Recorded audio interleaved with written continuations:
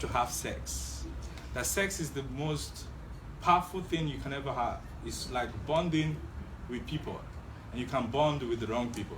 If I wanted to have sex, I should have sex with 20 people, multiple partners.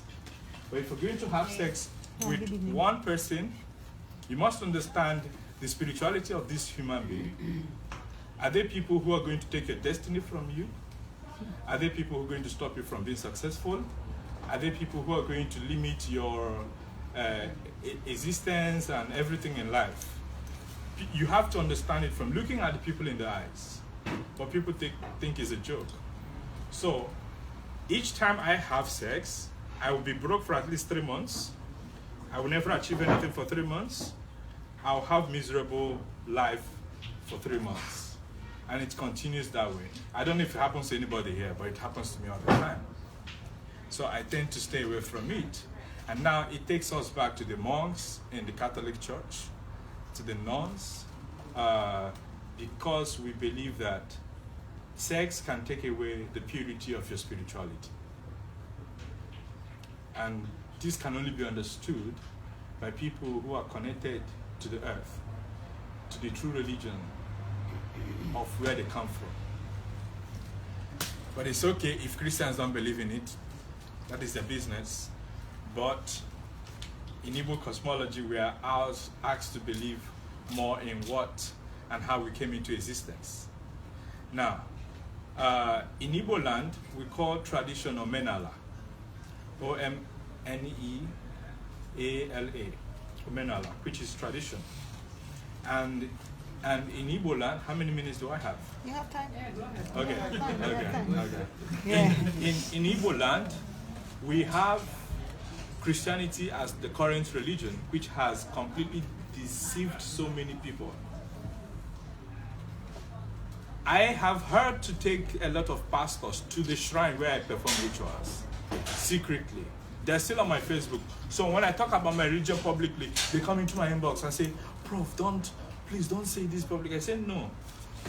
When next few people inbox me, I'm going to list your names on my Facebook. Because they come to my shrine and then they say they come to take powers to go and perform miracles in church.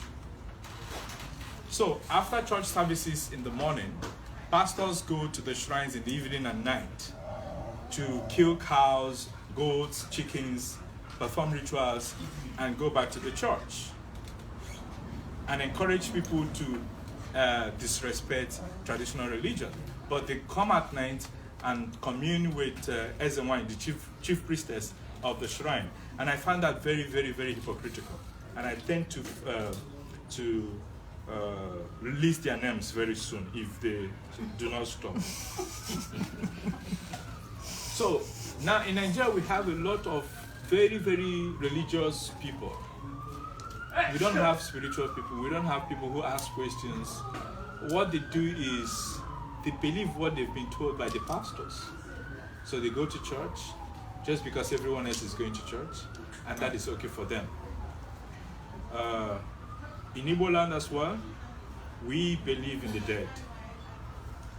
Yeah, we believe in the dead, and I will explain that. In November last year, my father was very, very sick. He has diabetes, and he was having a external wound everywhere, and he was in Nigeria. And I told my brother, who is a pastor, that I wanted to take my father I wanted to bring him to the US.